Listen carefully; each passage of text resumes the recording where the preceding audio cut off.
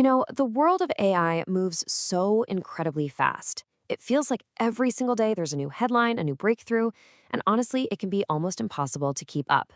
So that's what we're going to do today. We're going to cut right through all that noise and focus on the trends and the moments that really, truly matter, the stuff that's actually shaping what AI is becoming. All right, so we've broken this down into 4 key themes. First, we're going to look at what's next for OpenAI, the biggest name in the game. Then, we'll dive into the AI video race, which is getting seriously competitive. After that, we're taking AI into the real world, think robots and self-driving cars. And finally, we'll get into the growing backlash and public reaction to all this tech. Let's get into it. Okay, let's start with the one everyone's watching, OpenAI. And believe me, they are not resting on their success. They're pushing forward hard on pretty much every single front you can imagine. So first up, they've just released GPT-5.2. Now, this isn't some complete tear-it-all-down revolution. It's more of a powerful evolution. And this time, they've laser-focused it on getting way better at the really hard stuff, like advanced math and science, the areas where you absolutely cannot afford to make a mistake.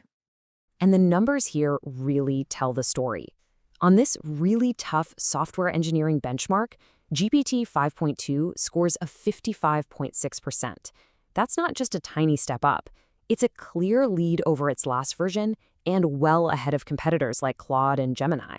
This is a huge signal that OpenAI is dead serious about dominating the professional, high-stakes world. But they're not just focused on text. Not at all. There are these leaks coming out about 2 brand new image models with these cool code names, Chestnut and Hazelnut. And these sound pretty wild. They supposedly have much better world knowledge. They can generate scarily realistic celebrity selfies, and get this, they can write working code directly into an image. That is a massive leap. And this comparison just says it all. I mean, on the left, you've got the classic kind of creepy AI look, right? The distorted faces, the extra limbs. But on the right, the new model, wow, it is pretty dang realistic. You really have to look closely to spot the tells. The jump in quality is just undeniable. So here's the big takeaway. This is the strategic play. OpenAI is basically fighting a war on 2 fronts, logic and creativity. By improving their text models and their image models at the same time, they're sending a really clear message. They want to be the best at everything. Now, this whole push for dominance isn't just about static images. The next big thing is video. The race for the best AI video generator is absolutely on fire right now, and one of the major players, Runway, just made a huge move. They've released something called Gen 4.5, and it is a beast. We're talking motion that looks completely real, physics that feel accurate, and this is the really important part. It's way, way better at actually understanding and following your prompts. It can even do believable emotions on its characters. No wonder it just shot to #1 in the global rankings. But how good is it really? Well, someone put it to the test with this incredibly detailed prompt, a whole little coffee shop scene. Close up on the milk, a barista wiping the counter, then looking up and smiling. A lot of things to get right, yeah? And the AI? It absolutely nailed every single part. The fluid motion, the background focus, the characters' actions, perfect. And this is why this is such a big deal. We're moving past the time when just making a pretty-looking clip was enough. The new battleground, the new way to tell who's winning, is prompt adherence. It's all about how well the AI can take the creator's exact vision and turn it into reality. That's what separates the good from the great now. Okay, so far, we've been talking about AI creating things on a screen. But now, let's shift gears. What happens when this technology steps out of the digital world and into our physical one? When AI starts controlling things that move around, the stakes get so much higher. And the big tech companies, they know this. So in a pretty rare moment of unity, you have OpenAI, Google, Microsoft, and Anthropic all teaming up. They've created the Agentic AI Foundation. And the goal is simple: create a common set of rules for all these different AI agents so they can work together safely and not just create total chaos. This analogy is just perfect for explaining it. Think about it, right? It's like making sure every electrical plug has the same shape. If every company had its own unique plug, nothing would work together. It would be a nightmare. That's what they're trying to prevent with AI. They're building the universal adapter for AI agents.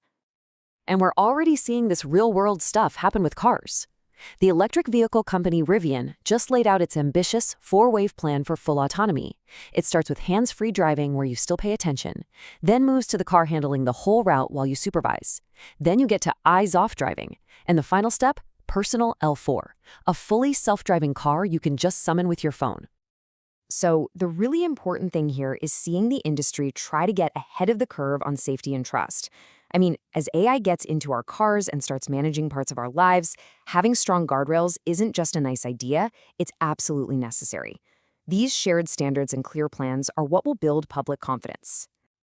But all of this amazing progress isn't happening in a vacuum. There's a human side to this, a powerful reaction.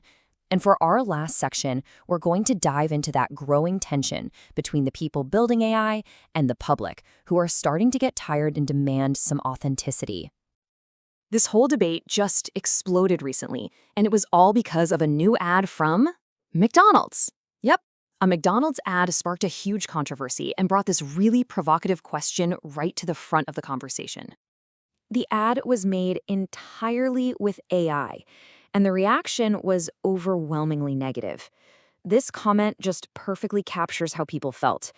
It wasn't just that the ad was bad, it was that it felt lazy. The feeling was, here's this huge, rich corporation, and they're just cutting corners, devaluing human creativity. And this isn't just about one ad, it's a symptom of a bigger thing people are calling AI fatigue. We are just flooded with AI-generated content, and frankly, people are getting tired of trying to figure out what's real and what's just digital slop. This public sensitivity is so high right now that even OpenAI isn't immune.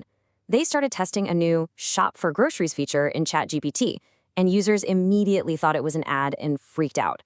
OpenAI insisted it was just a test, but the backlash was so strong they had to pull the feature completely. The lesson here is pretty clear, right? In the court of public opinion, perception is everything. It's not just about what the technology can do anymore. It's about how companies use it. And if it comes across as cheap, inauthentic, or lazy, the public is going to push back hard. So here we are at this really fascinating, kind of dangerous crossroads. On one side, you have AI that's becoming unbelievably powerful. On the other, you have a public that's getting more and more skeptical and demanding a voice. This whole situation leaves us with one single critical question that's going to define our future. As AI gets more and more powerful, who decides how it gets used?